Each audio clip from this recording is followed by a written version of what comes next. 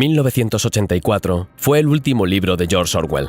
Publicado en 1949, un año antes de su muerte, es considerada una de las obras más icónicas del siglo XX por su denuncia de las prácticas totalitarias llevadas a cabo por los dictadores de la época, y que en cierta manera sigue presente en nuestros días. Ambientada en la Oceanía de un futuro cercano, la novela refleja una sociedad distópica controlada por la figura del hermano mayor, la policía del pensamiento y el control de las masas.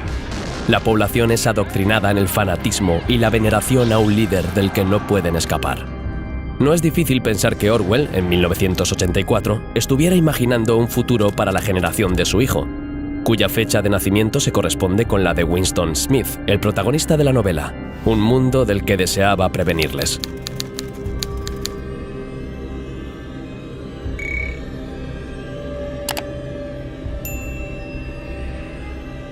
Resumen de 1984. En 1984, Londres es una ciudad lúgubre en la que la policía del pensamiento controla de forma asfixiante a los ciudadanos. Winston Smith es un peón de este engranaje perverso, cuyo trabajo en el Ministerio de la Verdad es reescribir la historia para adaptarla a lo que el partido considera la versión oficial de los hechos. En ese momento, el mundo está dividido en tres superpotencias que luchan por dominar el mundo: Oceanía, Eurasia y Estasia. Oceanía, lugar en el que transcurren los hechos, está regida por el partido, un grupo oligarca dividido en el partido interior, partido exterior y el resto de la población o proletariado. El partido vigila en todo momento a los ciudadanos, arrestando y haciendo desaparecer a quienes demuestren actos o pensamientos disconformes. De esta forma, son muy comunes los chivatazos entre la sociedad, incluso de hijos a padres, los cuales son educados para ello.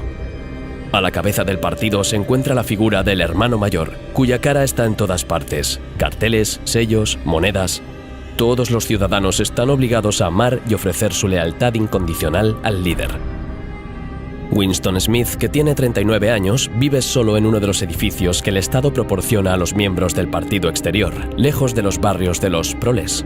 En su día estuvo casado, pero hacía mucho tiempo que se había separado de su mujer, por la cual no sentía ningún afecto. La consideraba una mujer fría, víctima del sistema, ya que comulgaba con los ideales del partido, cosa que chocaba con sus pensamientos de libertad y odio hacia el hermano mayor, y que por su bien debía tratar de ocultar en todo momento. Las relaciones y el deseo sexual estaban prohibidos en Oceanía, incluso para parejas casadas. Solo se permitía el acto sexual con fines reproductivos. Los miembros del partido exterior estaban controlados en todo momento por la policía del pensamiento. Tenían telepantallas bilaterales por todas partes, incluso en las casas, desde las cuales los observaban y podían comunicarse con ellos en caso de actitudes que el partido consideraba impropias. El trabajo de Winston en el Ministerio de la Verdad era monótono y apenas conocía a sus compañeros de trabajo, aunque siempre buscaba alguna mirada cómplice, algún gesto que le indicara que no estaba solo en esta sociedad enferma, siempre desde la más extrema cautela. De hecho, corría el rumor de la existencia de una hermandad secreta que luchaba contra el régimen dictatorial del partido y de un libro, al que llamaban El Libro, que desvelaba las verdaderas intenciones del partido, pero nadie sabía si realmente existía o eran solo rumores. Un día, en uno de los 2 minutos de odio que el partido organizaba para deshumanizar a los disidentes, cuyo máximo exponente era Emmanuel Goldstein, un exmiembro del partido al que consideraban un traidor prófugo que se encontraba vivo en algún lugar del mundo, Winston encontró esa mirada cómplice en O'Brien, un miembro del partido que Smith consideraba de los suyos, aunque no estaba seguro. Lo pensaba porque había soñado que alguien le decía: «Nos veremos donde no hay oscuridad», y estaba convencido que era la voz de O'Brien. Además de los 2 minutos de odio que se llevaban a cabo cada día, también se organizaba la Semana del Odio, así como ejecuciones públicas a los disidentes, que se autoinculpaban y arrepentían de sus actos antes de morir, ante los gritos de odio de la gente. Estas ejecuciones se celebraban generalmente una vez al mes, y era un acto al que acudían adultos y niños en un ambiente festivo, y por supuesto Winston también debía ir para no levantar sospechas, así como al resto de actos que organizaba el partido. En su tiempo libre, Winston iba de vez en cuando a los barrios de los proles, donde podía comprar artículos en el mercado negro.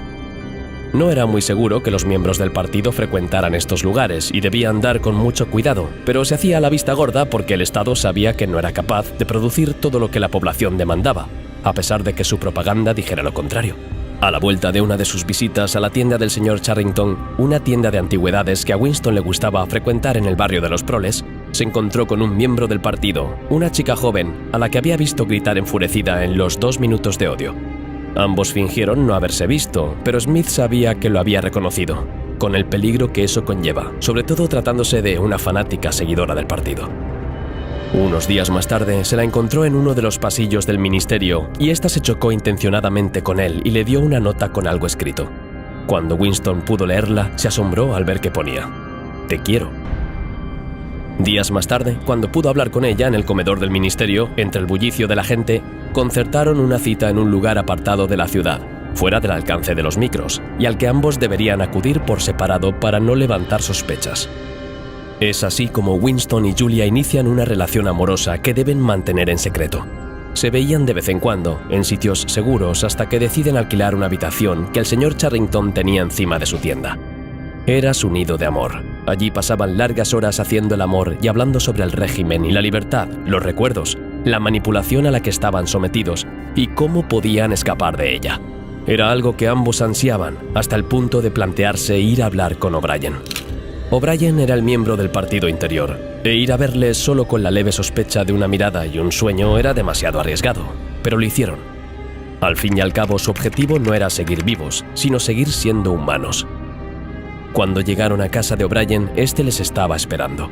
Apagó la telepantalla, algo que les estaba permitido a los miembros del partido interior, y les contó que Goldstein existía y estaba vivo, aunque no sabía dónde. La hermandad también existía, pero no podía contarles mucho más, simplemente que recibirían una copia de El libro unos días más tarde. Y así fue. Winston recibió el libro y, después de terminar su trabajo en el ministerio por la Semana del Odio, se fue a leerlo a la habitación del señor Charrington con Julia. El libro contaba la historia de Oceanía sobre el capitalismo, el totalitarismo, las guerras y los principales objetivos del partido. La mayor parte de esta información Winston ya la conoce, pero le resulta útil leerla en las detalladas palabras de Emmanuel Goldstein. Cuando ya habían leído gran parte del libro, la policía del pensamiento irrumpe en la habitación. El señor Charrington era un policía infiltrado. Winston y Julia son arrestados, separados y llevados al Ministerio del Amor. Allí se les realiza un lavado de cerebro en el que pierden su individualidad, respeto y deseo sexual. Fueron torturados y reeducados por O'Brien durante meses. Después de su reeducación, Winston es nuevamente liberado al mundo. Le otorgan un trabajo trivial pero muy bien pagado y pasa su tiempo en el Café del Nogal, entre Ginebra de la Victoria y partidas de ajedrez. Un día ve a Julia por casualidad, pero ya no están enamorados. Se traicionaron mutuamente y nada volverá a ser como antes. En uno de los boletines que emite el partido en la telepantalla del Café del Nogal se anuncia una gran victoria de Oceanía en la guerra, y Winston se alegra por ello. La emoción le embarga, la lucha había terminado. Había aprendido a ser leal al partido y a amar al gran hermano. Análisis de 1984. Contexto histórico y político. En cierto sentido, 1984 ha sido una víctima del éxito de Rebelión en la Granja, que casi todo el mundo ve como una evidente alegoría del triste destino de la Revolución Rusa. Desde el instante en el que el bigote del hermano mayor hace su aparición en el segundo párrafo del libro, la mayoría de los lectores lo asocian a Stalin. Igual que al despreciado hereje del partido, Emmanuel Goldstein, se le relaciona con la figura de Trotsky. Sin embargo, aunque 1984 haya proporcionado ayuda y consuelo a generaciones de ideólogos anticomunistas de todo el mundo, y al contrario de lo que pueda parecer, la política de Orwell no solo era de izquierdas, sino que estaba a la izquierda de la izquierda. En 1937 fue a España a luchar contra Franco y el fascismo, y allí aprendió muy pronto la diferencia entre el verdadero antifascismo y el de pega. 10 años más tarde escribiría: hasta la última línea que he escrito desde 1936 la he escrito, directa o indirectamente, contra el totalitarismo y por el socialismo democrático, tal y como yo lo concibo.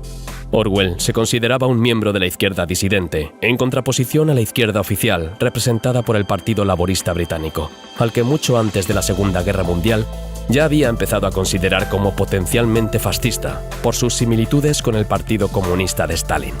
Ambos, intuyó, eran movimientos que apoyaban la lucha de la clase trabajadora contra el capitalismo, pero en realidad su único interés era perpetuarse en el poder. Las masas servían solo para utilizarlas, a través de su idealismo y su resentimiento de clase, y para traicionarlas una y otra vez. Las cartas y los artículos de la época en la que estaba trabajando en 1984 dejan ver de manera clara la falta de esperanzas de Orwell respecto al estado del socialismo en la posguerra. En marzo de 1948 escribiría: «Por razones más bien complejas, casi toda la izquierda ha llegado a aceptar que el régimen ruso es socialista, aunque reconozca calladamente que, en espíritu y en la práctica, nada tiene que ver con lo que se entiende por socialismo en este país». Doble piensa. Tal vez esta doble forma de pensar del socialismo de la época es lo que inspiró a Orwell a explicar en la novela la identificación y el análisis del doble piensa, o cómo una idea puede tener dos sentidos totalmente opuestos. El doble piensa es una forma de disciplina mental, deseable y deliberadamente implantada por el partido, cuyo objetivo es ser capaz de creer dos verdades contradictorias. Una forma de manipulación para establecer su propia verdad y en la práctica un mecanismo de supervivencia para quien está sometido a la represión. Así pues, en 1984 no hay más que fijarse en los nombres de los ministerios y cómo estos promueven todo lo contrario de lo que predican. El Ministerio de la Paz promueve la guerra. El Ministerio de la Verdad miente. El Ministerio del Amor tortura y asesina. Y el Ministerio de la Abundancia es de todo menos abundante. Otra evidencia más del doble piensa es el lema de Sossin: la guerra es paz, la libertad es esclavitud, la ignorancia es la fuerza. Sossin. El Sossin es el término que se utiliza en Nueva Lengua para denominar la ideología del partido. Es el acrónimo de socialismo inglés. Para las masas se trataba de una ideología que luchaba por la clase trabajadora para reemplazar el capitalismo, pero lo cierto es que el principal y único fin del Sossin era mantenerse en el poder. Y no le interesaba la victoria, la riqueza o el progreso. No buscaba otra cosa que el poder y mantenerse eternamente en él. Opinión de 1984, de George Orwell. 1984 es una obra maestra de la literatura del siglo XX, una lectura obligatoria para entender las prácticas totalitarias de las dictaduras. Con una narrativa bien articulada y entendible para todos los públicos, es uno de esos libros que te hace pensar en cada frase que lees. Sin duda, George Orwell se basó en los regímenes totalitarios de la época, pero tuvo la premonición de proyectarlos hacia el futuro, tal vez en un intento de avisar a la generación de su hijo de los peligros que conllevan los sutiles mecanismos modernos del Estado para controlar a los ciudadanos. Tal ha sido la popularidad de esta obra que el término orwelliano es utilizado hoy en día para describir a las sociedades que reproducen actitudes totalitarias y represoras como las representadas en la novela. Un libro con un gran trasfondo político y social que no pasa de moda a pesar del tiempo. Don't let it happen. It depends on you.